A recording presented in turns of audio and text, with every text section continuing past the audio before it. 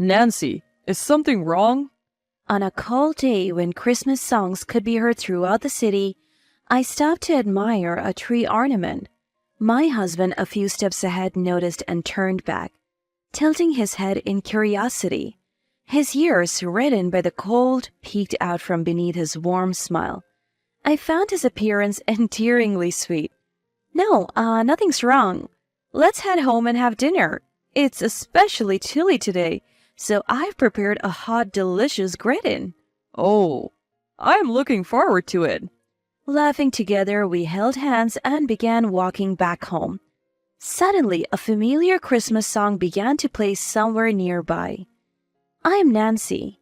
What I'm about to share is a slightly magical Christmas miracle I experienced a few years ago and the story leading up to it. You're late. Greeted, not with a welcome but a shout, I stood confused. Where have you been? Just the nearest grocery store. It was mid-December. I had just been yelled at and sent out of the house without even a coat in the biting cold. What? Are you mocking me? I'm the breadwinner. When I come home from work, I expect a proper meal. Can't you even do that simple thing? My husband was furiously yelling at the dinner I had prepared. No nuts? Seriously, how can you look so nonchalant about it? A salad without nuts is unthinkable. Are you kidding me? He had yelled at me for this, so I grabbed my wallet and ran to the grocery store, hurrying back. But my panting only made him more irate. What, the grocery store? Are you out of your mind? Which is cheaper, that or the supermarket? He pointed at the nuts I had just bought, his face a mix of disbelief and annoyance. Have you lost your sense of money? I couldn't hold back any longer and retorted, I always shop at the regular supermarket, but it's far and I forgot the nuts this time. You'd be angry if the soup got cold, so I went to the nearest grocery store. Sure, I forgot to put nuts on the shopping list, and I personally think a salad without nuts is fine. I don't understand why he has to be so angry. But my husband's anger didn't subside at all. Are you kidding me? Not even going to apologize? I did apologize earlier, didn't I? What's that attitude? You always... My retort only fueled his anger further, and for nearly an hour he continued to vent his frustrations at me. Finally, he snapped. How can I eat this cold stuff? He flipped the salad plate and stormed out to eat elsewhere. A few days later, I was cleaning the yard of my childhood home, which was for sale, and decided to visit the neighborhood grandma. Hey, Grandma, your revelation, it's the first time it didn't come true. I never did any revelation. Grandma, who had adored me since I was little, smiled ambiguously. What? Everything you said since I was a kid came true. If it wasn't revelation, then... a prophecy? I chuckled wryly. Remember when you told me not to go shopping downtown today? Lightning struck the store I was going to and it caught fire. And when I wanted to laze at home and play games the day before a day off, you advised me to go out because it would be sunny. I reluctantly went, and when I returned, there had been a burglar at home. If I had been there, I would have encountered the burglar. Thinking back, it still scares me. The burglar, later caught elsewhere, had a knife. The thought of what could have happened frightens me. Grandma had accurately predicted many things, like a real prophet. Hey, Grandma? Even when I tried to dismiss it as coincidence or imagination, Grandma listened quietly as my voice faltered. Mom was a single mother. Wouldn't have been prepared for her illness if you hadn't predicted it. She said, Grandma made a revelation. Nancy will have something incredibly joyous happen this Christmas. It comforted her, knowing her daughter would have a future filled with smiles.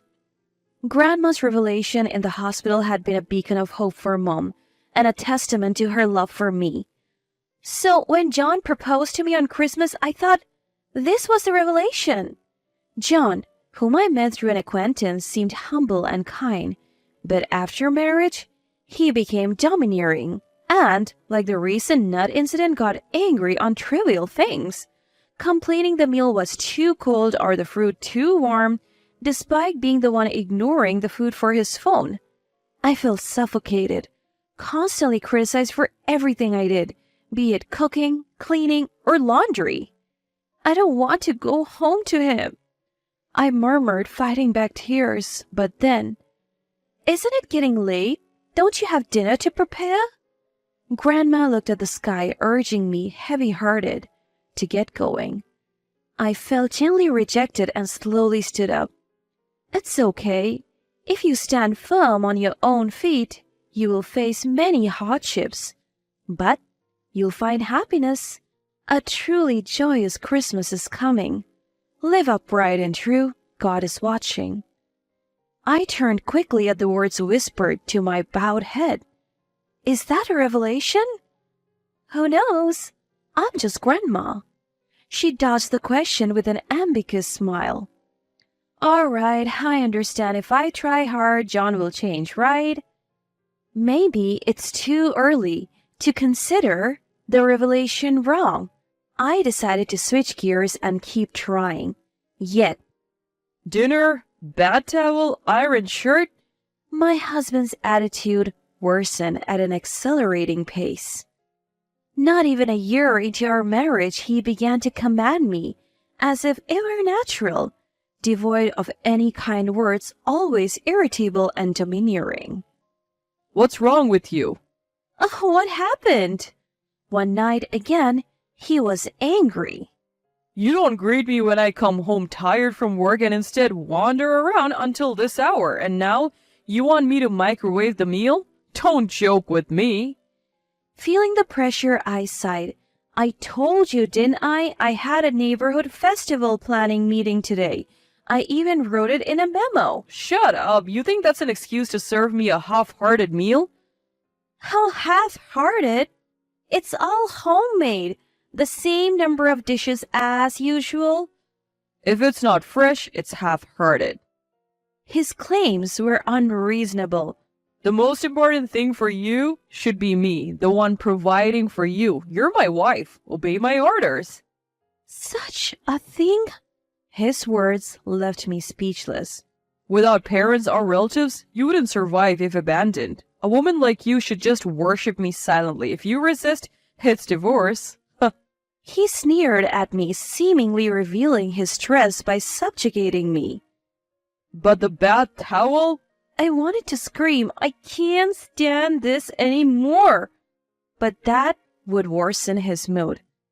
That night, amidst the snow and rain, with nowhere to go, I reluctantly prepared the bath towel for him.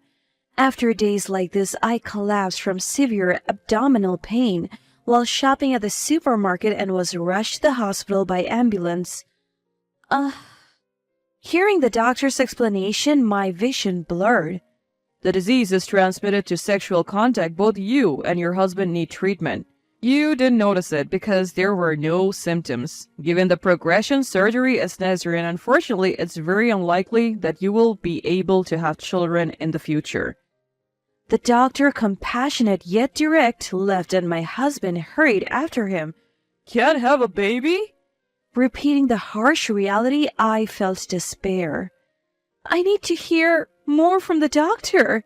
With unsteady legs, I followed the doctor and my husband. Doctor? John? But what I overheard stopped me cold. So everyone I've been involved with needs to be tested? Yes. Without simultaneous treatment, the infection will just recur. Will they know what the test is for? Yes. He was quick to seek treatment for himself, but not a word of concern for me. And my baby? For me and Arvin, a new family was a cherished dream. A husband, children, a happy home filled with laughter. Tears fell heavily onto the smiling photo of my mother. I clutched in my hands. Mom? Unable to hold back, my voice broke through, mingled with tears, as I covered my mouth. Then, what are you lazing around for? You haven't prepared dinner or a shower. Leaving me, the breadwinner of this family, neglected while you wallow in sadness?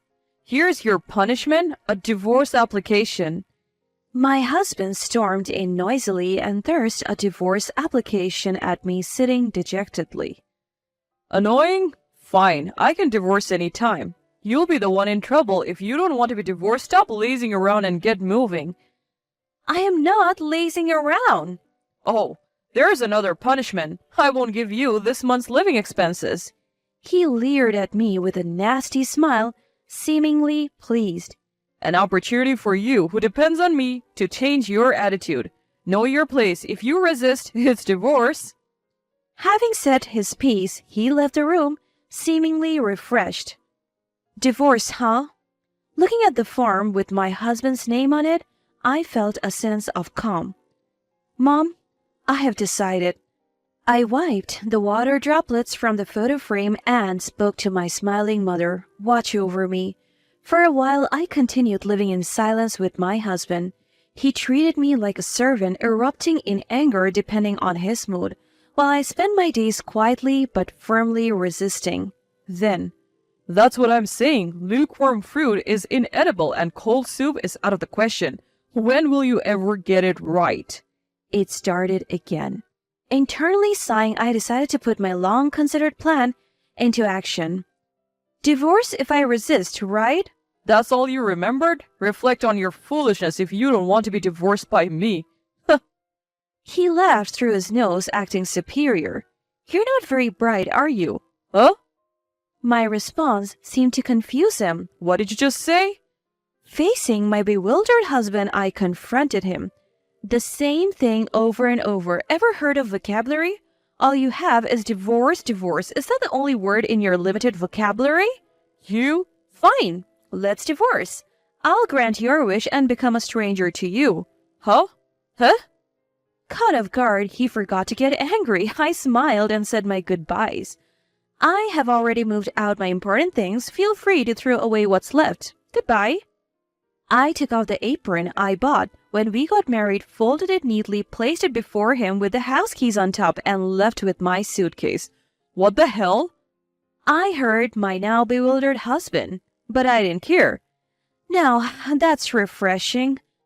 I walked lightly back to my childhood home, ignoring his bothersome voice. A month later, the divorce finalized, but my ex-husband's messages kept coming. Reflect, idiot. I'll forgive you if you apologize. As a wife, I ignored the barrage of messages I had never experienced during our marriage, silencing the notification, but his persistence led me to meet him one last time at his parents' house. Why are you ignoring me? Perhaps avoiding harsh words due to his parents' presence, my ex-husband spoke with a facade of civility. You never replied to my messages. Oh, those? Turned out the notifications. Huh? Too persistent. I am persistent? Yes. So, what do you want with a stranger? You... As I replied nonchalantly, his face gradually reddened with anger. What's that attitude? My parents are here. What do you mean by... sorry. Finally, he raised his voice, but noticing his parents' disapproving looks, he apologized for the first time in our marriage. I managed to suppress my urge to mock him as he apologized. Wow, you can apologize? That's amazing. Continuing the conversation, I asked, so what do you want with your ex-wife after the divorce? Despite the presence of his parents, my ex-husband seemed puzzled by my relaxed demeanor, but got to the point. Hold on. Aren't you suffering after divorcing me? How are you managing to live now? He feigned concern despite never once visiting my family home. I'm saying if you want, we can reconcile. You must be happy, right? As if? What's he thinking? I nearly burst out laughing. I am neither happy nor struggling. I earn enough for myself, plus the living allowance you give was just $250 a month, remember? It was never enough to sustain life. Actually, I think you're the one struggling without someone to do the housework. I have been much more comfortable since I became single. Reconciling makes no sense to me. My response visibly rattled him. Huh? But you were supposed to be a housewife. I mean, discussing such precise amounts isn't appropriate here, right? My ex-husband stammered, constantly glancing at his parents. John, you're not a little boy caught doing mischief. Calm down. And no use pretending. I know all your secrets. What? I silenced him by revealing my secrets. You're mistaken. I was never just a housewife, remember? I told you about living abroad as a child due to Dad's job. I used my Spanish skills from that time to work as a translator from home. There were plenty of resources on the bookshelf. Huh? But those foreign language books? They were original manuscripts and resources for translation. You never touched them because you couldn't read them. Thankfully, you never found the recording equipment either. Huh? He gasped at the mention of recording. His father, who had discovered the truth, presented the physical evidence. See, they already know how you treated me. Your parents apologized, crying. They said they were sorry for raising a son who could do such terrible things. As he tried to escape the awkwardness, his mother made him sit back down. I then pulled out a document I had prepared. This is the copy of the divorce application I filed. I made sure the part with a sticky note was visible to my ex-husband. What? You know about this, right? No way! His trembling was understandable. I was pointing to the witness section where a name well known to my ex-husband was written. There weren't enough spaces in the form, were there? After all, you had more than 2 affairs, right? Wait a minute. No way I'm waiting. Before I could strike the final blow, a resentful voice spoke up. John, you hid the disease from us, didn't you? And all of us were only involved with you, which means you brought it from somewhere else, right? Oh, no. And what do you mean I was just an affair? You said we would get married someday. That's something only a single man should say. Oh. We saw how you treated your wife, not just us. You're a woman's enemy, humanity's enemy, the worst kind of person. Oh. Surrounded by the woman he had affairs with, my ex-husband was paralyzed with shock. His parents sighed deeply at their son's actions. Yes, I had secretly contacted my ex-husband's mistresses, whom I discovered through a private investigator. I spilled everything to his parents, and that led to this moment. Just give up. Oh my God. Following a strong request from his parents saying their son needed to reflect, the mistresses and I demanded compensation from him. Moreover, his employer, a friend of my ex-mother-in-law, arranged for the payments to be deducted from his salary, ensuring he couldn't escape. Forcibly returned to his parents' home, my ex-husband, under their strict supervision, would be burdened with paying compensation for a long time. 6 years later. Nancy, is something wrong? It was a cold day with Christmas songs playing all around town. When I stopped to admire a tree decoration, my husband, who had walked ahead, turned back and tilted his head, his ears red from the cold. Our young daughter, held in his arm, also had rosy cheeks. Oh, how adorable, I thought, cherishing them deeply. Grandma's revelation was really something, I murmured softly. My current husband is actually the brother of one of my ex-husband's mistresses. We got along strangely well with those women and kept in touch. He was the one who comforted me when I was down. It's a truly bizarre story. If I hadn't married my ex-husband, I probably would never have met my current husband. It seems that hardships do lead to happiness, just as Grandma's revelation said. Moreover, after getting together with him, we even had a baby, despite being told it was highly unlikely. I remember being informed of my pregnancy at the emergency hospital one Christmas when I felt ill. My husband and I jumped for joy. And the nurse, although pleased, chided us to keep calm because of my condition. It's a real Christmas miracle. I think about this deeply every season. Despite being hurt a lot because of my ex-husband, now I am this happy. Mom! Pulled from my thoughts by my daughter, who left my husband's arms to cling to me, I returned to the present. It's nothing. Let's head home and have dinner. It's particularly cold, so I've prepared a delicious hot gratin. Oh, can't wait. Yay! Laughing together, the three of us held hands and walked back home. Somewhere nearby, a familiar Christmas song started playing again.